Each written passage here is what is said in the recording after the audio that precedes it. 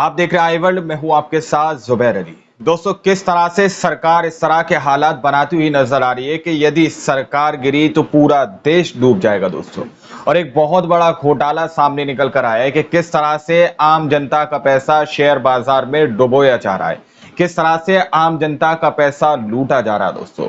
और अडानी मामला जो केस सामने निकल कर आया है, उस पे हम ये कह सकते हैं कि बीजेपी सरकार पूरी तरह से घिर चुकी है, लेकिन इस वक्त चेहरा छुपाती हुई नजर आ रही है। हमारे साथ वरिष्ठ पत्रकार मौजूद हैं कि किस तरह से अडानी और प्रधानमंत्री नरेंद्र मोदी जी के जो रिश्ते हैं, जैसे ही इन रिश्तों को राहुल गांधी ने दिखाने का काम किया था तो किस तरह से भाजपा के अंदर भगदड़ मच गई थी, हलचल मच गई थी।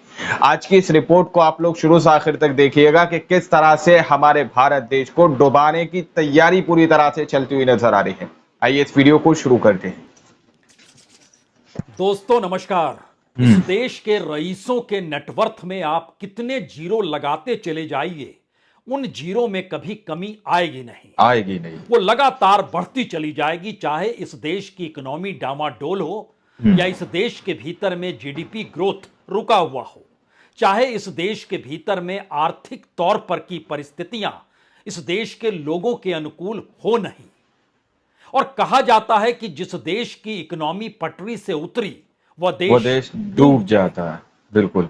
तो क्या वाकई भारत के भीतर जब 17 जांच एजेंसियां मौजूद हैं जो कि किसी को भी आर्थिक अपराध करने नहीं देगी, उसका काम ही आर्थिक अपराध को रोकना है, बावजूद इसके अगर इस देश के भीतर में यह सवाल बड़ा होते चला जाए कि जिनके हाथों में जांच करने की ताकत है, उस ताकत का इशारा इस देश की राजनीतिक सत्ता से जुड़ा हुआ है, और जिसके पास ये ताकत होगी उसकी नियुक्ति भी अगर सत्ता कर रही है तो फिर इस देश की इकोनॉमी सत्ता के हिसाब से चलेगी, और अगर सत्ता कभी डूबने लग जाए तो फिर इस देश की इकोनॉमी भी डूब जाएगी।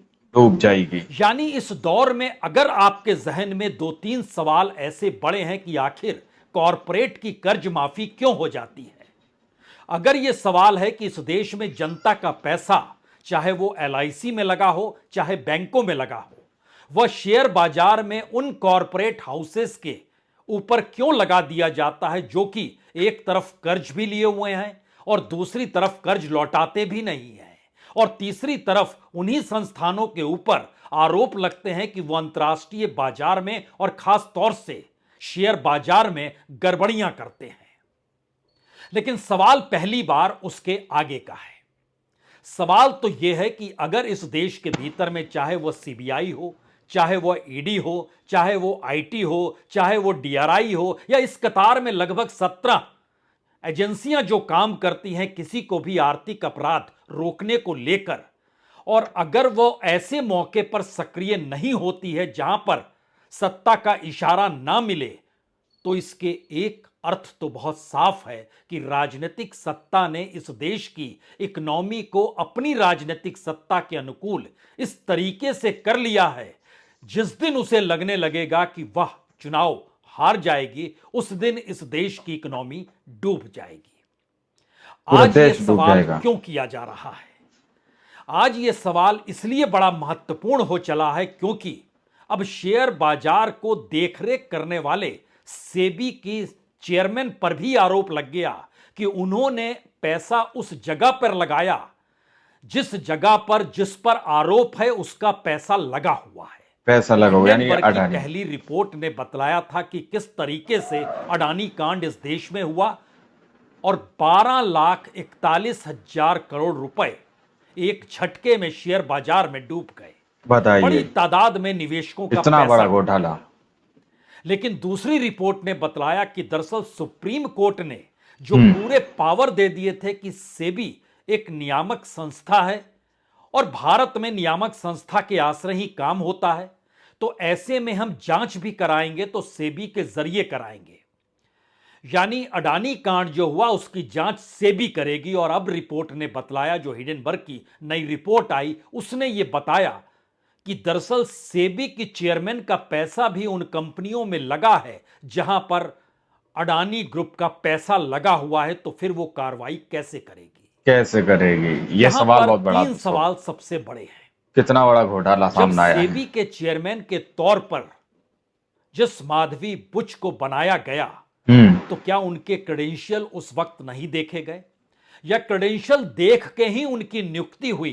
क्योंकि पहली बार एक प्राइवेट सेक्टर या किसी कॉरपोरेट के साथ जुड़ी हुई महिला को सेबी का चेयरमैन बना दिया गया, यानी अब उन्हें देखना था पूरे शेयर बाजार में कैसे चीजें चल रही है, और सुप्रीम कोर्ट ने भी, नियामक संस्था है सेबी, तो उस पर भरोसा कर लिया। और जो कमेटी बनाई, उस कमेटी ने भी जांच के बाद जो रिपोर्ट दी, वह रिपोर्ट भी ऐसी नहीं निकल कर आई जिसमें कोई यह सवाल खड़ा करे कि आखिर नियामक संस्था चलाने वाले ही अगर अपराध में शामिल होंगे तो अपराध रुकेगा कैसे? अपराध तो क्या रुकेगा इस दौर कैसे? में जो जांच एजेंसियां देश के भीतर काम कर रही है, उन्होंने भी कोई पहल नहीं की? यानी एक अदद एफआईआर भी दर्ज नहीं हुई, और इस देश के लाखों करोड़ों रुपए डूबते चले गए, या फिर लाखों करोड़ रुपए डूबने की प्रक्रिया में बनते चले गए। क्योंकि सुप्रीम कोर्ट जब फैसला देता है कि हम सीबीआई से जांच नहीं कराएंगे, हम कोई एसआईटी नहीं बनाएंगे, यानी अडानी कांड के बाद, तो जैसे ही वो फैसला देता है और अगले दिन जब शेयर बाजार खुलता है, तो शेयर बाजार में तकरीबन 11.5% तक शेयर में उछाल अडानी ग्रुप के साथ आ जाता है। और संयोग ऐसा कि उस दिन शेयर बाजार नीचे जा रहा है, लेकिन अडानी ग्रुप के शेयर ऊपर जा रहे हैं। बताइए, क्या इस पूरी प्रक्रिया के भीतर में, इस देश के भीतर जनता का पैसा जो अलग अलग संस्थानों में लगा होता है, वो पैसा सरकार के निर्देश पर ऐसे प्राइवेट सेक्टर को खड़ा करने के लिए उस पैसे को झोंका जाता है? और इस देश के भीतर में क्या सही तस्वीर निकल कर आ नहीं पा रही है कि इन्फ्लेशन कितना ज्यादा है, और क्या वाकई नोट इतने छापे जा चुके हैं कि इन्फ्लेशन पर कोई असर पड़ने से रोका जाए और शेयर बाजार की रफ्तार भी बनी रहे?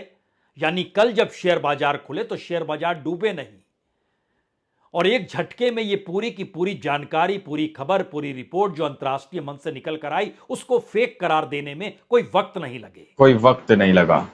क्या कि ये खबर झूठी है? अंतर्राष्ट्रीय तौर पर भी पहल होती है, और खास तौर से अमेरिका भारत को इस रूप में देखता है जहां वो चीन के साथ बैलेंस कर पाए, इसीलिए हजारों करोड़ रुपए महीने दर महीने एफआईआईज लगाते हैं।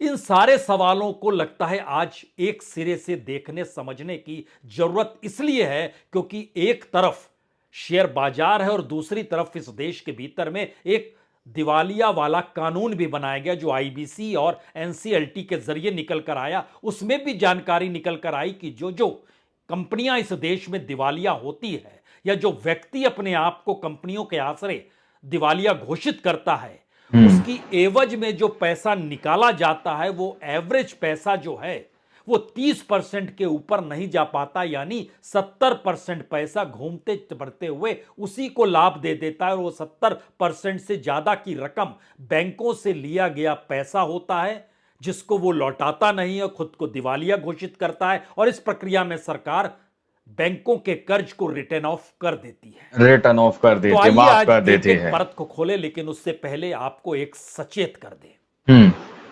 पार्लियामेंट के भीतर राहुल गांधी ने जब यह सवाल उठाया था पिछले बरस कि प्रधानमंत्री मोदी का इस देश के कॉरपोरेट किंग अडानी के साथ क्या रिश्ता है, और उन्होंने बाकायदा तस्वीर दिखाई, तो उस पूरे हिस्से को स्पंज कर दिया गया, यानी दबा दिया गया। और आज जिन बातों का जिक्र हम आपसे करने वाले हैं, उससे पहले उस आवाज को सुन लीजिए, क्योंकि बार बार लोगों के जहन में यह उम्मीद बनी हुई है कि आखिर इस देश के भीतर में चीजें बदलेंगी, लेकिन सवाल इसको सुनते वक्त यह जहन में जरूर रखिएगा, बदलेगी, लेकिन इस पूरे स्कैम को खोलेगा कौन? और अगर खोलेगा तो देश डूबने की स्थिति में आएगा, तो कौन कौन कैसे कैसे बचना चाहेगा? और क्या वाकई इतनी ताकत के साथ इस देश में कोई राजनीतिक परिवर्तन हो सकता है जहां इस देश के पूरे स्कैम को वो खोल डाले? पहले सुन लीजिए कि भैया राहुल जी बताइए, हिमाचल में सेब की बात होती है अडानी जी, बताइए, कश्मीर में सेब की बात होती है अडानी जी, पोर्ट्स की बात होती है अडानी जी, एयरपोर्ट की बात होती है अडानी जी, इंफ्रास्ट्रक्चर, अच्छा हम सड़क पे चल रहे हैं, मैं पूछूं किसने बनाई? अडानी जी। अडानी जी। तो लोगों ने यह भी पूछा कि राहुल जी, ये जो अडानी जी जो हैं, इनकी सफलता कैसे हुई, ये इतने बिजनेसेस में कैसे घुस गए, इतनी सफलता कैसे प्राप्त हुई, और सबसे जरूरी सवाल, इनका हिंदुस्तान के प्रधानमंत्री के साथ क्या रिश्ता है और कैसा रिश्ता है, देश जानना चाहता है। बिल्कुल, तो देश जानना चाहता है। देश जानना चाहता ये है। देखिए रिश्ता, ये देख लीजिए, प्लीज माननीय ये देख लीजिए सदस्य, पब्लिक में सर। राहुल गांधी की इस बात को सुनकर कोई भी कह सकता है चलिए कोई सांसद ऐसा तो निकला जिसने इस देश की नब्ज पर अपनी उंगलियों को रखकर इस देश के स्कैम के भीतर के सच की धड़कनों को सुनाने की कोशिश की। कोशिश की, लेकिन बिल्कुल सवाल है, कोशिशों से सिर्फ समाधान होगा नहीं, होगा नहीं। और मौजूदा वक्त में पूरी की पूरी पॉलिटिकल कौम जो है वो कितनी भ्रष्ट हो चली है, या पॉलिटिकल तौर पर उसको जो जरूरत पूंजी की होती है वह भी आखिर में उसी कॉरपोरेट पर जाकर टिक जाती है। क्योंकि इंडिया गठबंधन के भीतर भी अगर आप झांकिएगा तो राज्य दर राज्य आपको हो सकता है अंबानी और अडानी के साथ व्यापारिक समझौतों की एक फहरिस्त भी आपको दिखाई दे। लेकिन ने इस वीडियो को शुरू से आखिर तक देखा। वीडियो के अंदर साफ तौर पर बात की गई है कि किस तरह से अडानी के शेयर दिन प्रतिदिन बढ़ते जाते हैं और किस तरह से किसी भी चीज को लेकर बात की जाती है कि रोड किसने बनाया, ये हाईवे किसने बनाया, ये हवाई अड्डा किसका है, तो बात सामने निकल कर आती है अडानी की, अंबानी की। इस तरह के सवालों के जवाब सामने निकल कर आते रहते हैं। अब सरकार इस तरह के हालात बनाने पर पूरी तरह से सक्षम हो चुकी है, पूरी तरह से आमादा हो चुकी है कि यदि सरकार गिरेगी तो देश पूरी तरह से डूब जाएगा। जिस देश की इकोनॉमी घटती है, डूबती है, वो पूरा देश खत्म हो जाता है दोस्तों। इस तरह के हालात हमारे भारत देश के बनाए जा रहे हैं और किस तरह से विपक्षी नेताओं को जेलों के अंदर बंद किया जा रहा है, वो तस्वीरें किसी से छुपी हुई नहीं है। नेता प्रतिपक्ष को लेकर किस तरह से ईडी, आईटी सेल उनके पीछे लगा दिए जाते हैं, ये तस्वीरें आप लोगों के सामने है। राहुल गांधी को ईडी का रौब दिखाया जा रहा है, राहुल गांधी को गिरफ्तार करने जैसी बातें कही जा रही हैं। राहुल गांधी के लिए ईडी पीछे लगा दी गई है दोस्तों। तस्वीरें सामने निकल कर आ चुकी हैं। अब आप लोग इस पूरी रिपोर्ट को देखने और सुनने के बाद क्या सोचते हैं, क्या समझते हैं, अपनी राय कमेंट सेक्शन में हमें जरूर दीजिएगा। मिलता है अगली वीडियो में, जब तक के लिए अपना ख्याल रखिएगा।